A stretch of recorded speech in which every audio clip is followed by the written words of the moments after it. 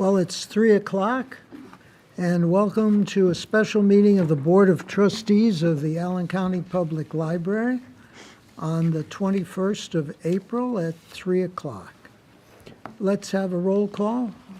Gloria? Jim? Kent? Present. Marty? Here.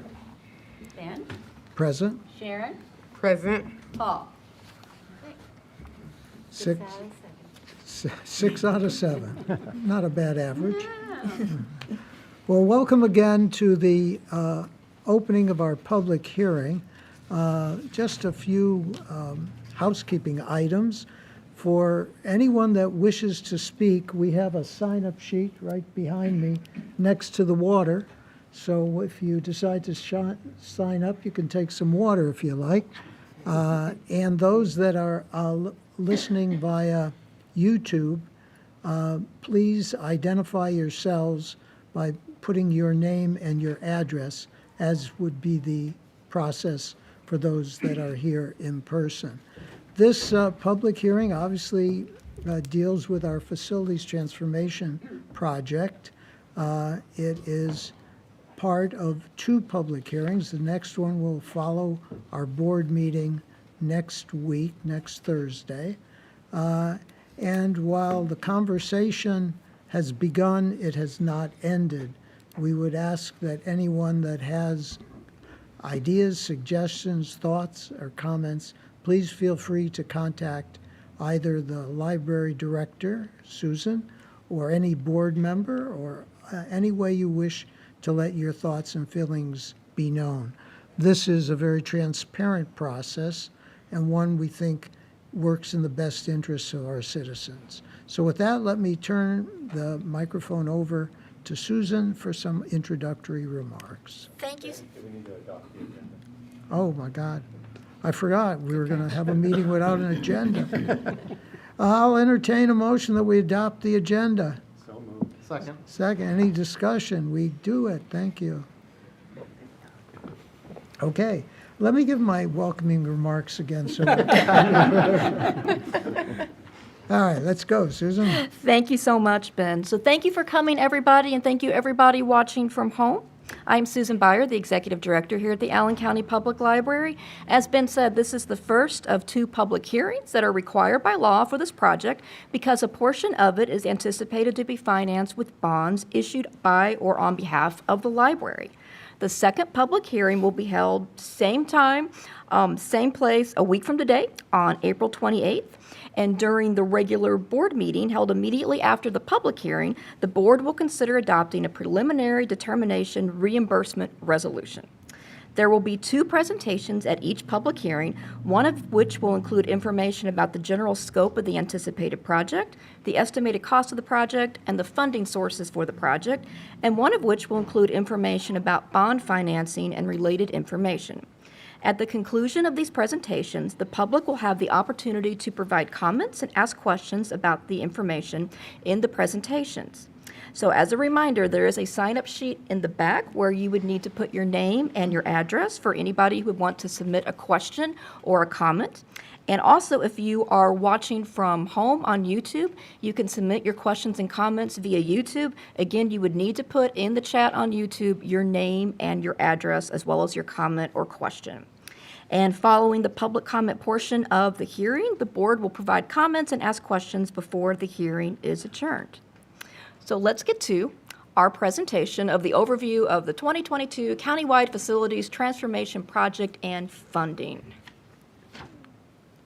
So the 2022 Countywide Library Facilities Transformation Project will include all or a portion of the following as needed based on extensive analysis and review of each identified facility by Allen County Public Library leadership and input provided by the community.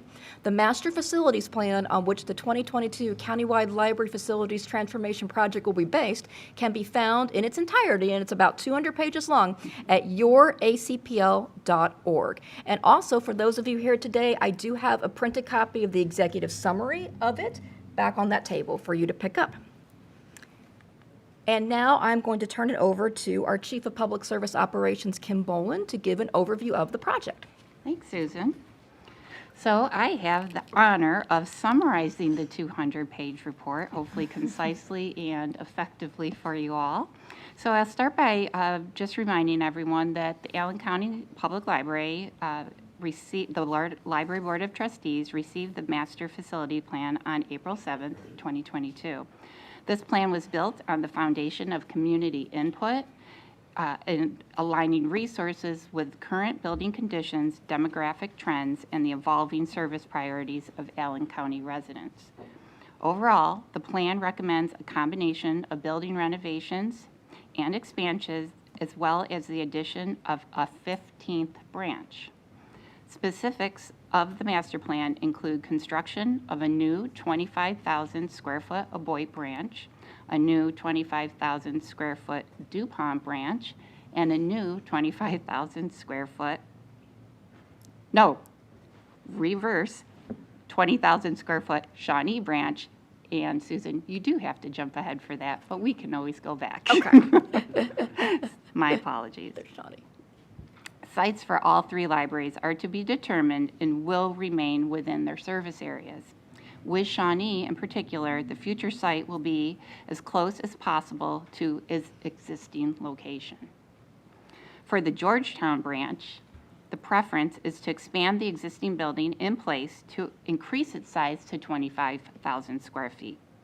This will require the acquisition of adjacent property, not yet owned by the library. If this preferred option is unachievable, the alternate is to build a new 25,000 square foot branch on a yet to be determined site as close to the current Georgetown branch as possible.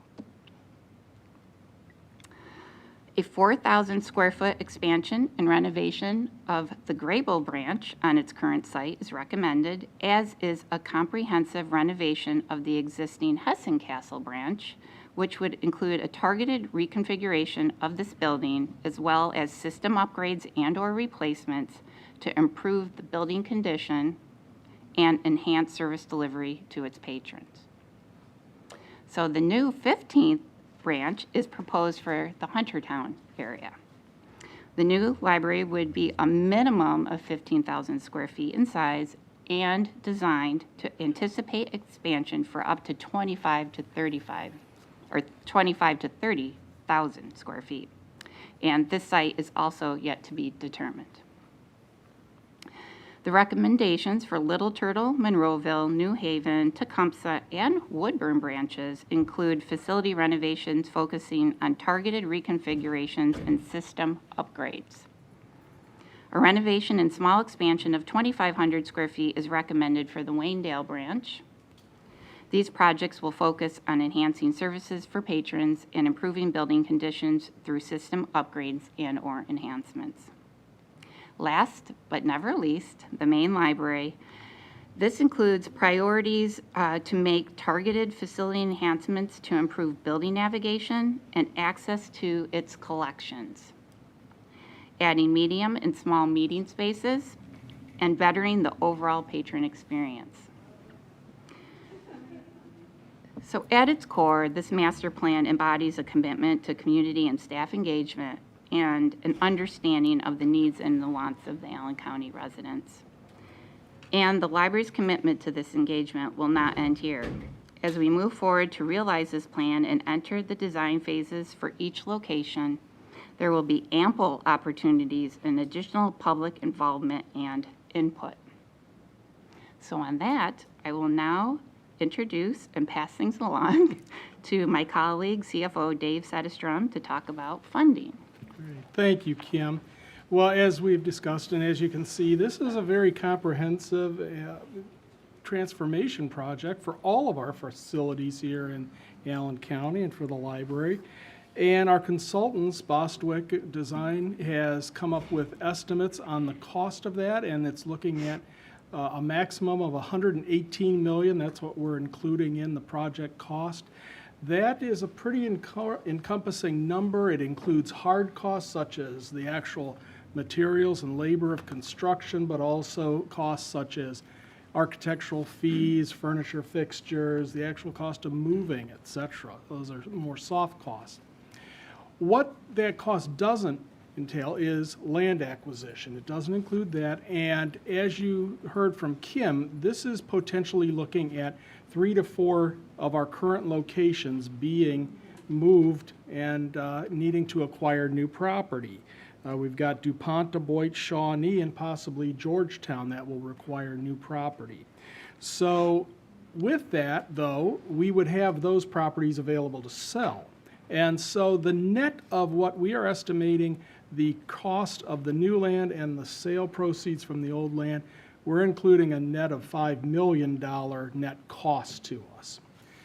The final cost component that we need to deal with is the cost of issuance for any debt instrument that we will need to use, because while we have reserves, we will need to issue debt.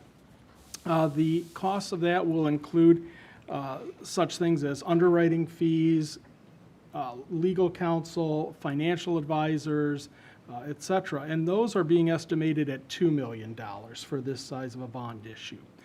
All told, as you can see, we're looking at a total project cost of $125 million, and that's what's being included in the documents that Susan spoke of will be introduced to the board next week for passage. How will we pay for that? Well, there's 2 components that we'll use to pay for this project.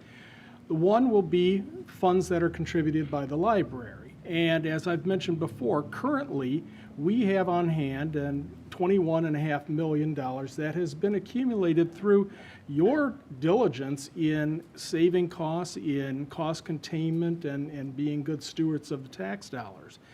We have that available currently. Because this is such an extensive project, this is estimated to take between 8 and 10 million years? No, 8 to 10 years to complete. So during that time, of course, we're going to have continued interest earnings, continued cost containment efforts, as well as once we get bond proceeds, we have to spend those down in a certain period of time, but they will be deposited and earning interest. The total of those we're estimating is a $5 million additional contribution to be available from the library. So if we take the total of that, we would have $26.5 million available from the library to put toward this project, which then at the bottom leaves a net of $98,500,000 that we would be asking for to be covered through bond and debt issuance instruments, either through bonds or first mortgage bonds. And so that is what will also be included in the documents that will be passed next week or put up for passage next week. Of course, ultimately, the question is, well, $98,500,000, what is that going to mean to the average taxpayer? And so I'm going to turn this over to our financial advisors, Baker and Tilley and Todd Samuelson in specific, to talk about a little bit more detail what that means to the taxpayers of Allen County.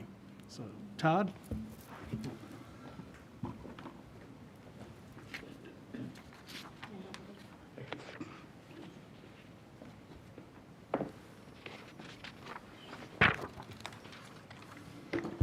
Good afternoon. My name is Todd Samuelson. I'm a partner with Baker Tilley. As Dave mentioned, we are serving as financial advisor to the library. We appreciate that opportunity and appreciate being here this afternoon to provide some information regarding the proposed financing and the impact it will have to the library's debt service and ultimately then to taxpayers of the library community.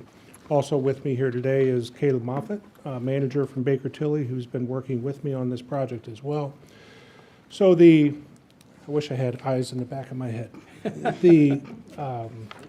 So I'm going to, before I actually get into the specifics of the bond financing itself, it's important that we look at collectively the kind of the framework, if you will, for the library in terms of what's been happening in terms of tax base for the library, in terms of levies, tax rates, et cetera. That helps us to provide you options and recommendations regarding the financing. And as we think about that, what we are reflecting here on the first slide is the last 5 years of the assessed valuation for the library. And the reason that we're showing this is For the bond financing, the options that the library has on different types of bonds, different types of security for bonds are not numerous. Bonds issued by the library will be repaid from property taxes, unlike other units we may work with throughout the state that have other types of revenue streams, income tax, food and beverage, et cetera. The library's source would be property taxes. So when we look at the property tax base for the library over the last 5 years, you can certainly see a trend that the property tax base for the library has been on the increase. It is showing a very healthy increase over the last 5 years, in excess of $4.5 billion increase in tax base from 2018 to 2022, and averaging an increase over the last 4 years of around 7%. That is very strong, and I do not live in the county, but you all living in Allen County, I'm sure you see that in terms of what's been happening within the city and within the county as the tax base continues to grow. So that is a positive as the board and the library is considering issuing debt and being able to receive that debt, and the tax base being strong.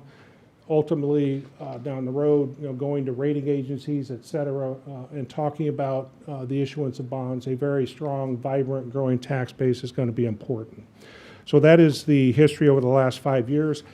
As we get into the tax impact here in a little bit in the presentation, I will note it then, but if I forget, we have assumed no future growth in the tax base. That seems like an awkward assumption, given the chart behind me. But that is a conservative position that we begin with and want to communicate to the board, the administration, and the community that even if the tax base were to stay static going forward, the estimated tax rate and tax impact would be pretty conservative, given the history and what is anticipated going forward. And if and when the tax base does grow going forward, the debt would be pretty much set level. So over time, what tends to happen, and you'll see this here in a little bit, is the tax rate tends to come down as the tax base continues to grow and the debt has level payments. The next piece of information here regarding, again, the framework for the library, this is a chart that is reflecting, the green bars reflect the total tax levy of the library for the last 10 years. So this would be up until 2022. This would be inclusive of the levy for the general fund for the library, which is in essence the dollars that are utilized for the day-to-day operations of the library, et cetera. And also included would be debt service levy over time that was used to pay off the bonds that were previously issued for the library.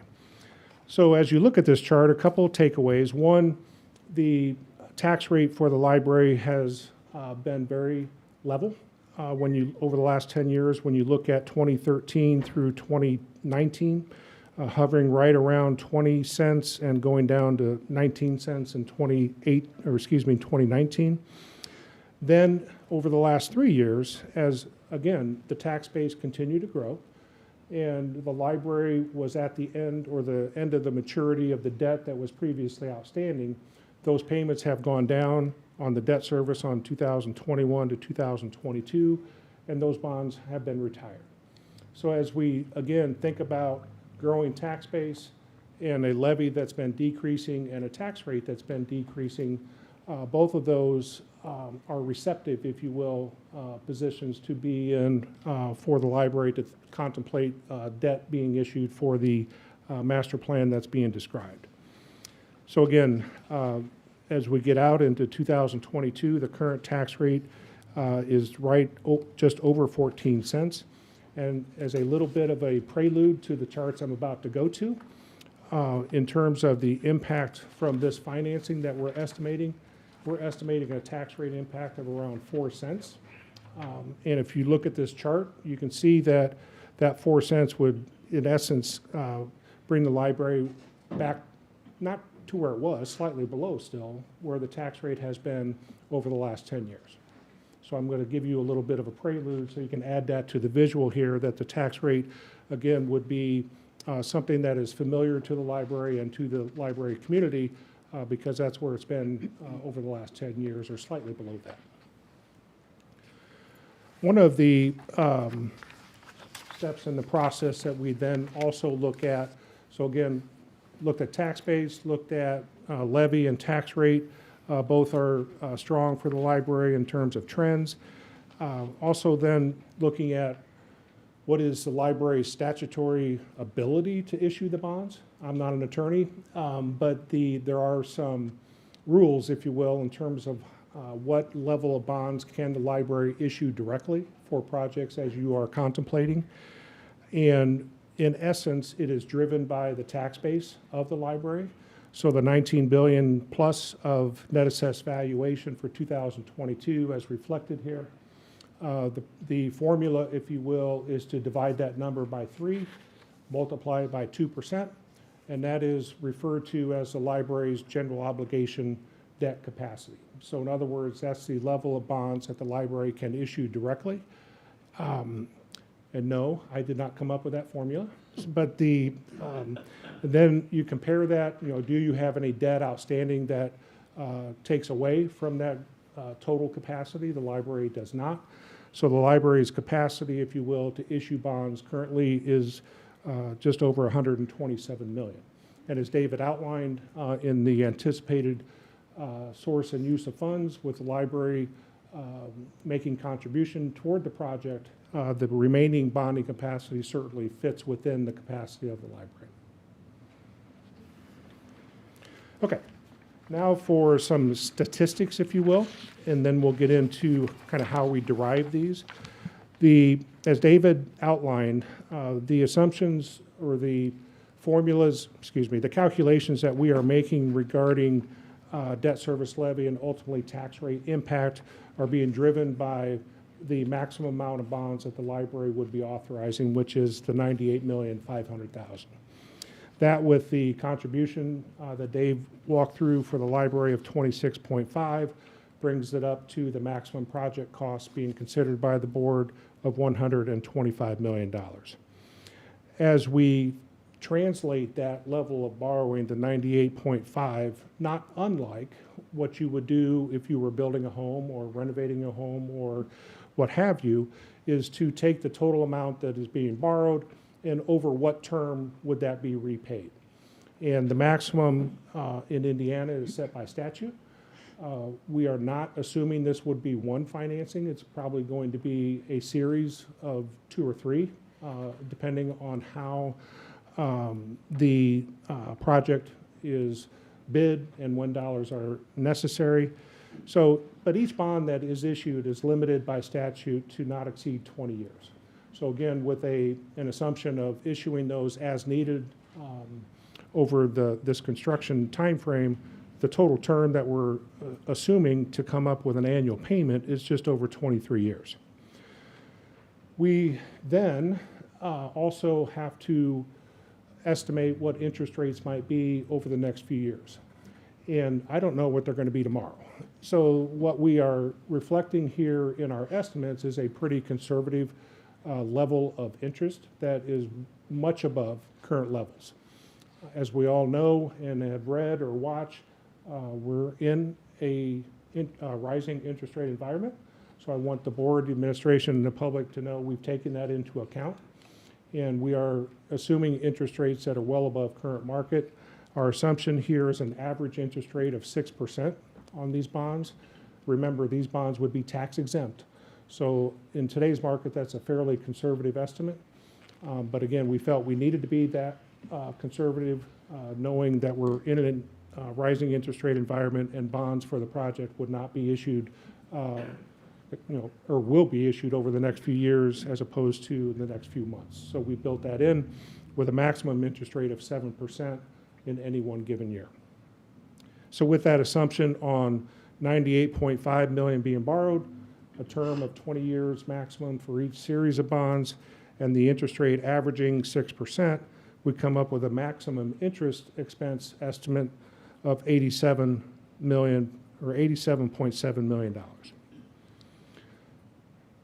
translating that one more time, and I'm honing in here on what's most important typically to individual taxpayers. What does this mean to me?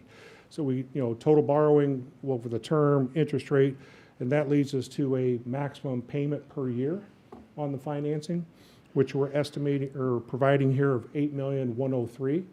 So what the board is considering at the hearing and the resolution consideration a week from today is establishing that parameter that in any given year, the $8.1 million would be the maximum payment that the library could make on any financing that is issued. When you aggregate the interest and the principal, then the maximum payments that the library would be making is $186,274,000. All of that leads us then to calculate the estimated tax rate for the retirement, if you will, of these bonds over time. That is driven by the annual payment maximum of $8.1 million over the current tax base of the library, which I covered, of just over $19 billion. So when we make those calculations, that is the estimated maximum debt service tax rate that would result from these projects and financing of just over 4 cents per hundred.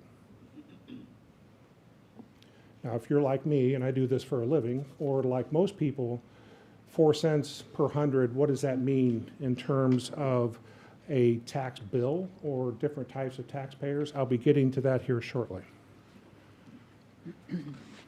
In terms of the annual payments, this is not a very creative slide, but I just wanted to kind of reflect, if you will, what I talked about in terms of how does the $98.5 million amortize, if you will, over the 20 years per series. And typically, and statute requires some essence of level payment. So you can't start out low and have a low tax rate and then increase it over time or something like that. So the assumption here is the annual payments, as I mentioned, the maximum would be $8.1 million, and we're assuming that would be level over the term of the financings that would be necessary for the project. And as I touched on the first slide, the tax base for the library has been growing. We're not assuming that to continue to grow, but that's probably a gross under assumption. It will likely continue to grow. It's never as steady as typically, but over time, if that tax rate were to grow, that 4 cents that you see there, the resulting tax rate, over time, you'd see that come down because the annual amount of taxes needed each year to make the $8.1 million of payment would be spread over a larger tax base, requiring a rate at or below the 4 cents. Now, finally, what you probably wanted to know most, what does that translate, or the 4 cents translate to in terms of different types of taxpayers for the library system? Probably no line on this sheet reflects anybody in the room. Nobody is average, but we're trying to provide a framework of different levels of home value and how that translates to net assessed value and what that means on a monthly or an annual basis. So as you look at this slide here, I don't want to lose me. So as you look at it on the left-hand side near the top, where these first lines starting at 75,000 and going up to 500,000, what we're reflecting here and assuming is that these are homesteads, different values of homesteads in the library system. And when it says gross assessed value, that's our terminology for market value. So that would be the market value of the home and the total or the gross assessed value of that homestead. And a homestead is what you think it is. It's where folks live, but more importantly, a homestead also carries with it deductions and exemptions from that take the market value or the gross assessed value down to what it's actually taxed at, which is the net assessed value. So we're translating the market value that you see there to what the tax base would be individually for that assumed homestead. So for example, a $75,000 homestead, once you apply homestead deduction, homestead credit, and a mortgage which is going away next year, but it's being added back to too much information. But once you take all those deductions and credits, the $75,000 market value home would be have a net assessment, or that's what is going to be taxed, is a $16,500. Okay?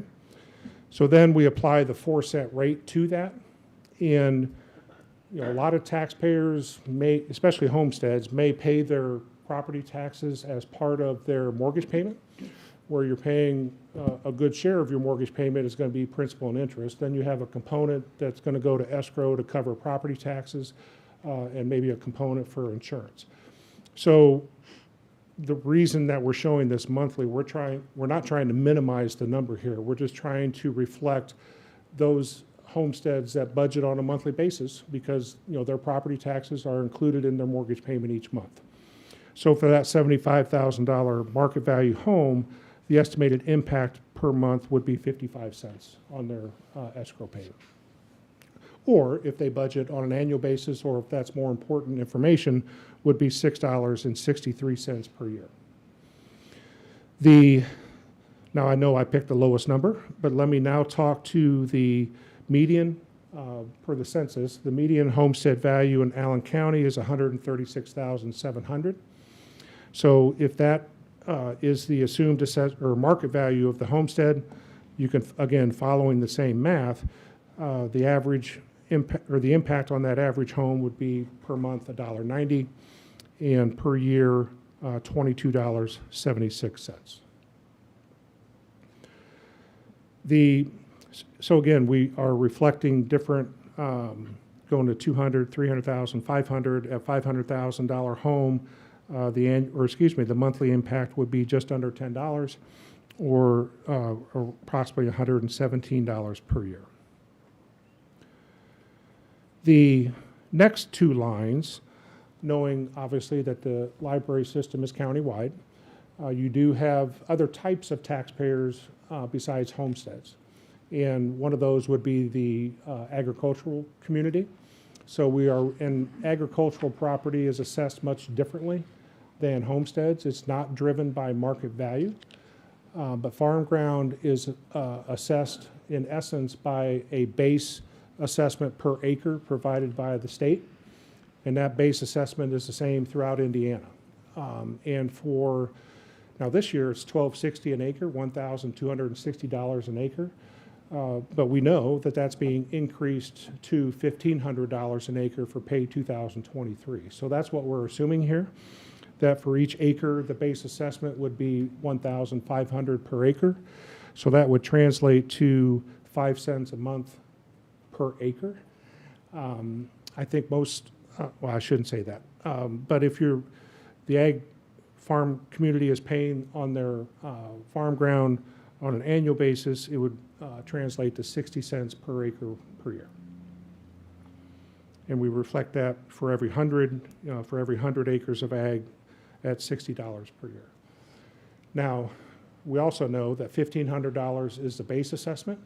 So there may be questions going forward, well, what if there's different productivity factors for each, for farm ground throughout the state, and productivity factors can either increase or decrease that base assessment per acre. So just know that if you get questions from the farming community that, okay, what are your productivity factors, it may be taking that per acre assessment either higher or lower than the 1,500. Now, one of the other items I wanted to make sure and point out on this schedule is at the top, that says it assumes the taxpayer is not at the tax cap. And that's an important statement, so I should have led with that, right? So what that means is, as everybody knows, or I think most people know, in Indiana, we have tax caps. So for the homesteads that I walked through, the cap is 1%. And what that means is that a tax bill cannot exceed 1% of your gross assessed value.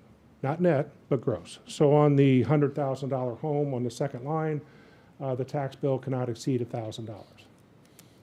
I picked that one because I could do the math in my head. So when we say that the assumption is that taxpayer is not at the cap, is that the assumption that we're making here in all of these calculations is that this project would, in essence, the debt service would be within the cap. And a referendum would not be gone through to put it outside the cap.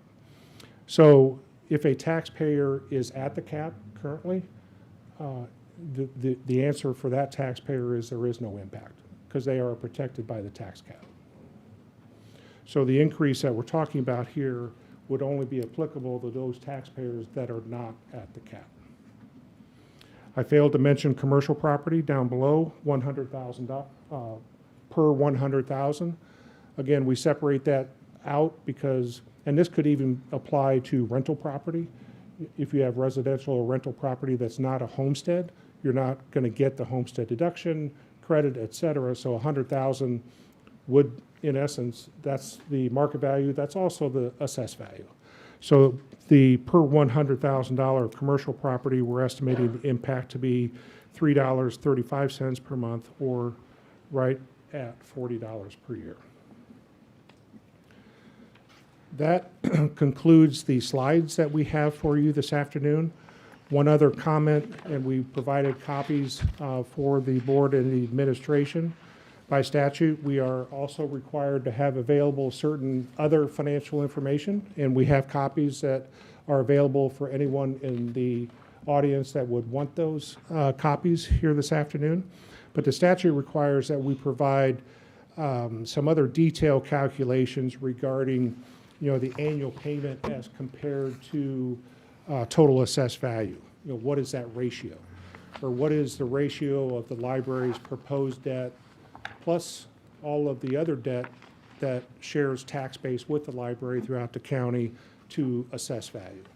So we have provided that. They're available. I'm not going to go into those here this afternoon. But if there are questions on any of that, we'd be glad to address those going forward.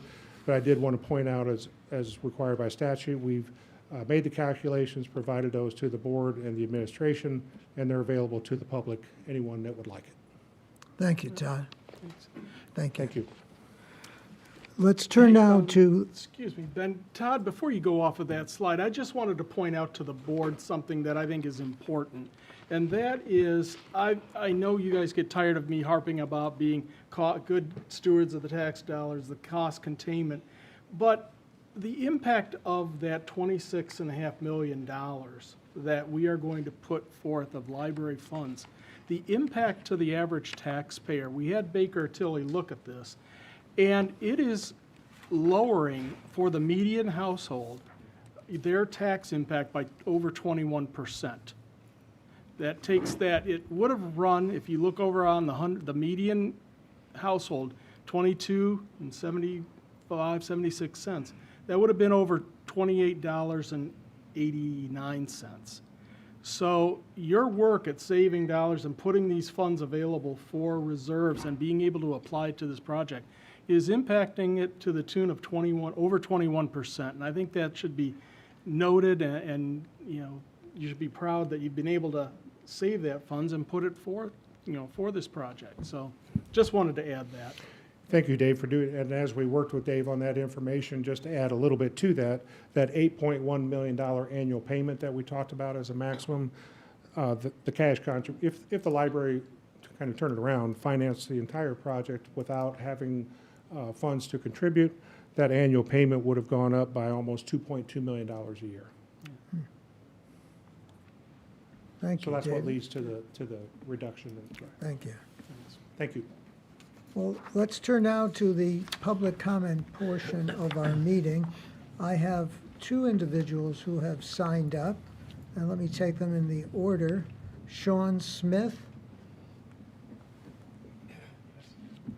Welcome back. Not giving up yet. Last Thursday, the Northeast Area Partnership had its monthly meeting, and we discussed the Georgetown and the Tecumseh libraries because that's in the 46815 area code.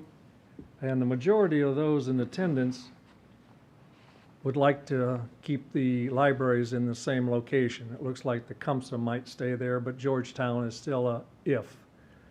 Well, there were several people that had all kinds of ideas of what we could do with the Georgetown. Build another story, buy the bank, do whatever. But I'm sure that's up to the developer to decide how to do that. But most people thought the Georgetown Library should stay in its present location. And like any realtor would tell you, it's location, location, location. So if you're going to have to build another library, it's going to be a little more costly than renovating the Georgetown Library. Thank you. Thank you. Tony, I think you're next, kid.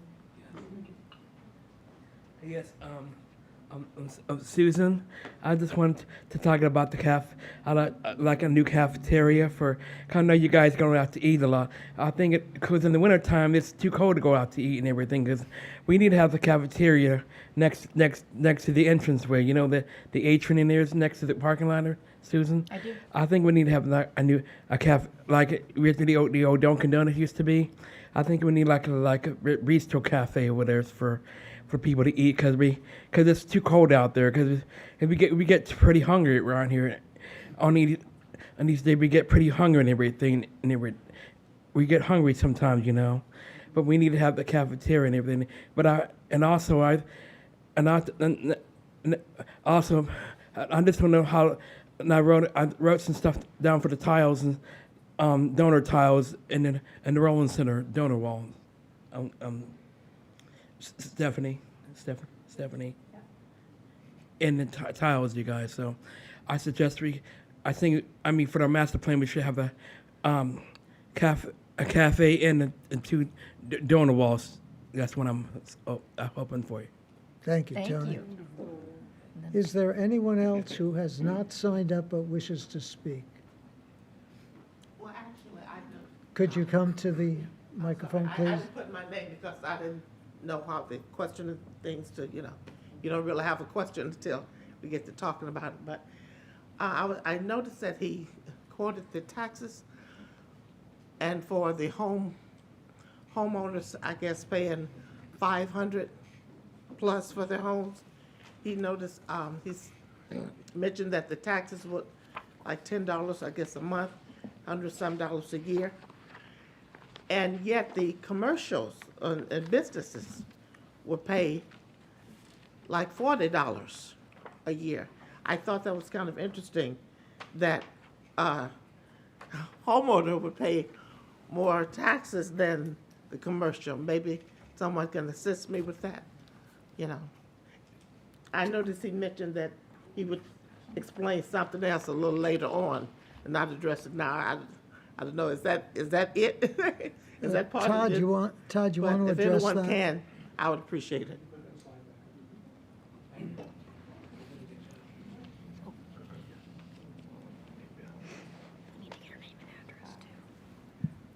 Ma'am, for the record, ma'am, Yes, ma'am. could we have your name and Yes, address? Lena, Lena Green, Green, Green, that's the color. And where do you live? Yes, Southeast 40, you need my address? Please. 4502 Winston? Winston? Right, Winston, Winston, 06 is my zip code. Thank you. Thank you. Okay, thank you. I think I understood the question to be, how, the $100,000 or per 100,000 for commercial per year, we're estimating $40.20. Yes, sir. How can that be more than a $200,000 home? Yeah, I noticed that the home, you named one homestead that was paying like 100 plus a year. The 500. You're right. Yeah, so the main difference for homesteads versus commercial is that this 500,000, can you still hear me? Yes, sir. Any of these right here are the market value. Okay, This is what they're actually taxed at, which is the net assessed value. There is a a homestead deduction, right. then a homestead credit, and a mortgage deduction that takes that $200,000 home to an assessed value of below 100. So you would need to compare the net assessed value, so the 100,000 per commercial is very close to the 100,000 net assessed value on a $200,000 homestead, and the tax impact roughly is the same at $40 per year. Now, that's for the $200 home, right? 200K. Okay, I'm not hitting your question. Go ahead. But it nets down to 100. It nets down to 100 after deductions. Yeah, I picked the one that compares $100,000 net, Yeah. close to 100, to $100,000 commercial. Commercial. And that's where you end up with roughly the same number. Okay. On the $500,000 home, maybe I misspoke, but the annual impact is $117 For is a our year. estimate. Okay, so you're saying that home that's says charge of 500K? Market value. You're Yeah. saying there, So Miss you're Lena, saying if, its market is more than the commercial building, is that? but if you take the commercial building, Miss Lena? Yes, ma'am. If you take the commercial building and assume one of 500,000, Yes, ma'am. they would be paying 120 a year. For both? Like if you're comparing your apples, yeah, you would have Right. to add the increase to the commercial building at Maybe I could 500,000. I think we're saying Roughly. the same thing. If this It'd be commercial 200. property was 500,000, Yes, sir. Right. then it's per 100. Okay. So this That would annual be- impact would be Okay, then they would be the same. 200,000, right. Okay, Yeah, I $200, understand. yeah. I'm sorry. Thank you Yeah, so much. and from, Appreciate do you it. have an average number for, is there an average commercial property value? There probably is, Okay, mathematically. you might not have it.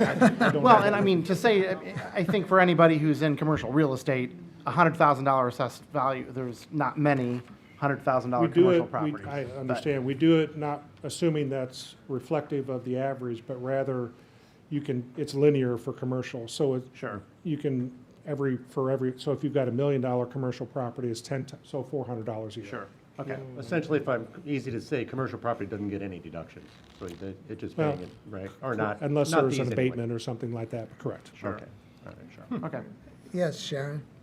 Well, wait, let me just, unless, is there anyone else from the public that would like to address? We have YouTube comments Thank you. And do we have any on the internet? No? No? Okay, Sharon? Todd walked away. I wanted to say, like, this was probably one of the best presentations that I've seen on taxing stuff. That's been really very interesting, and the way you laid it out was really, really good. The only question that you left me, like, I'd write a question and then you'd answer it. So I scratched them off. The only one that I had left to ask is, do we have any idea in Allen County what percentage of our residents may be at the cap? That is a very good question, and that information is available. I do not have it with me here today. We can get that information from the auditor's office. Very cool.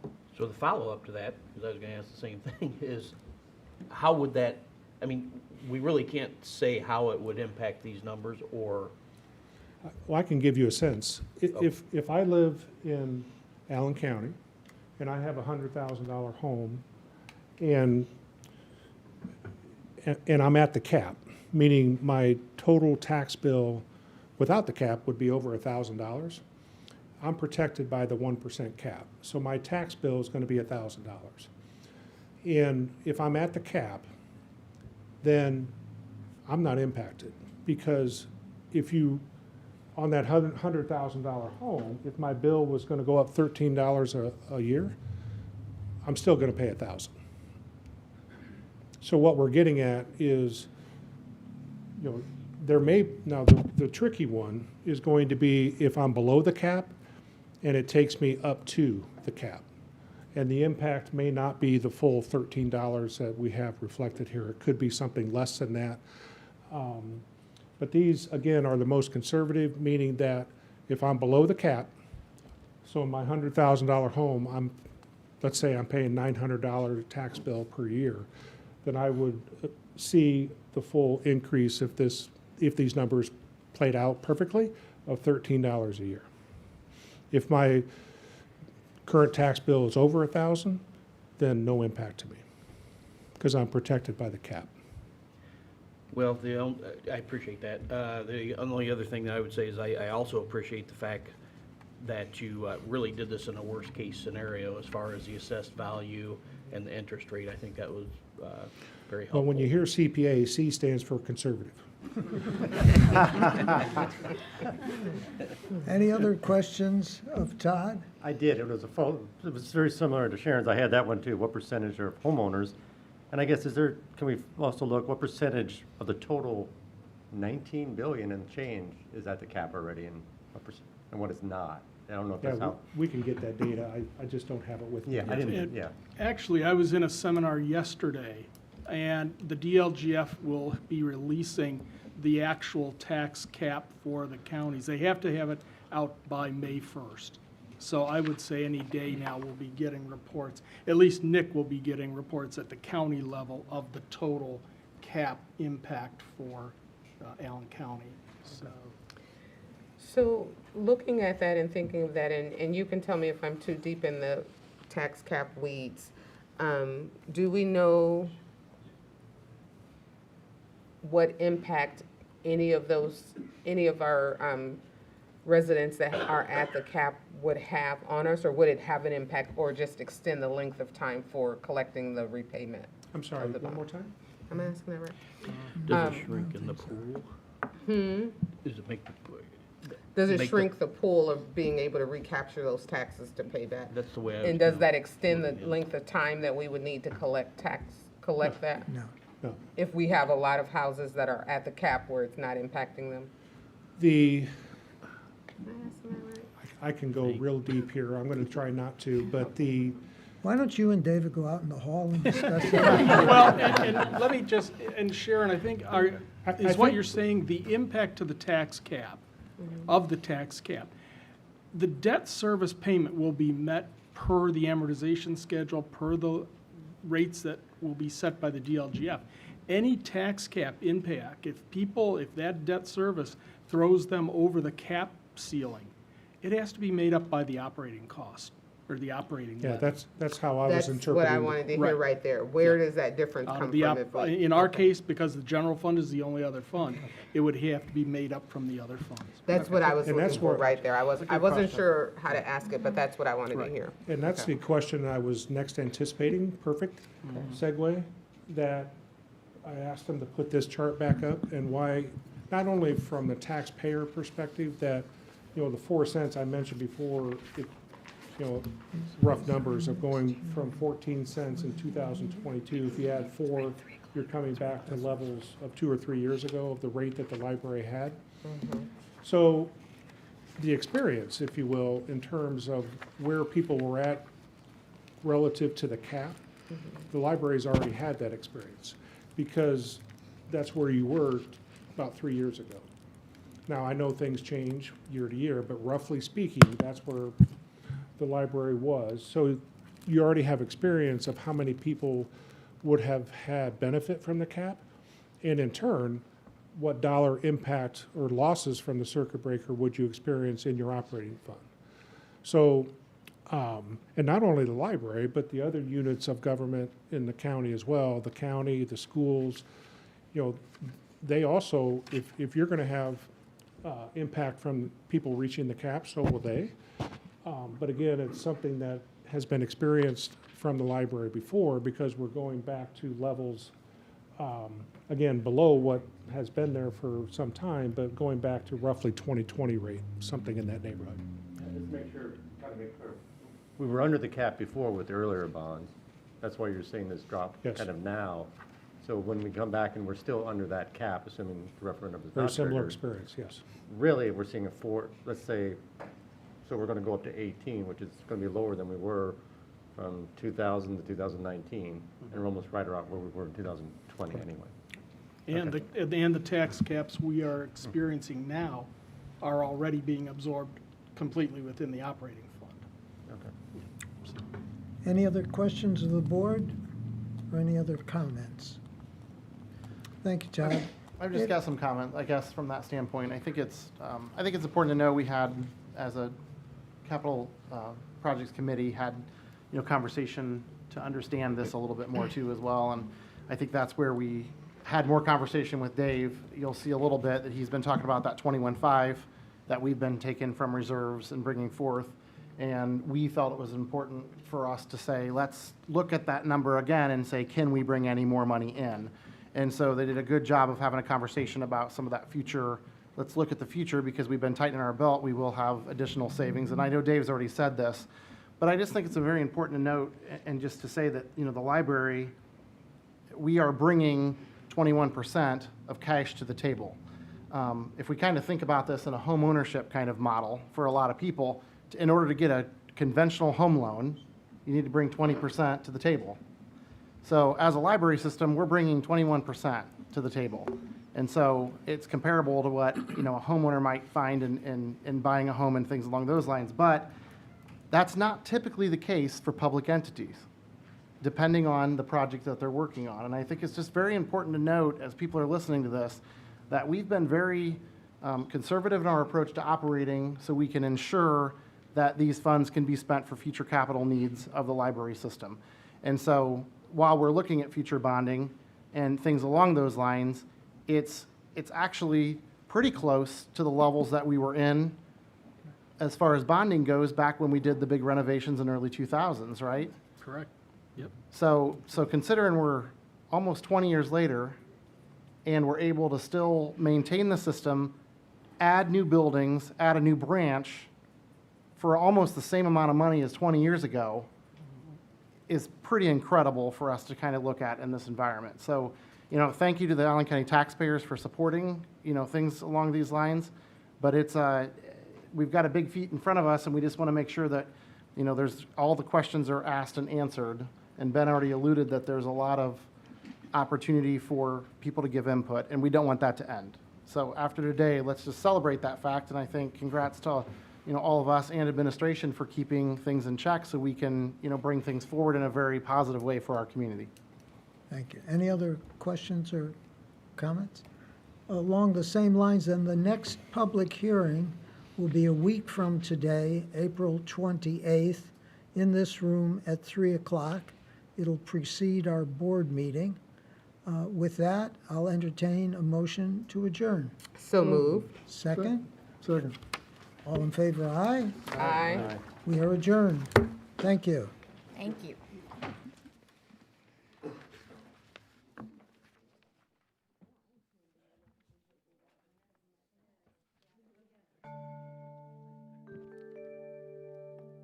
Production facilities provided by Access Fort Wayne.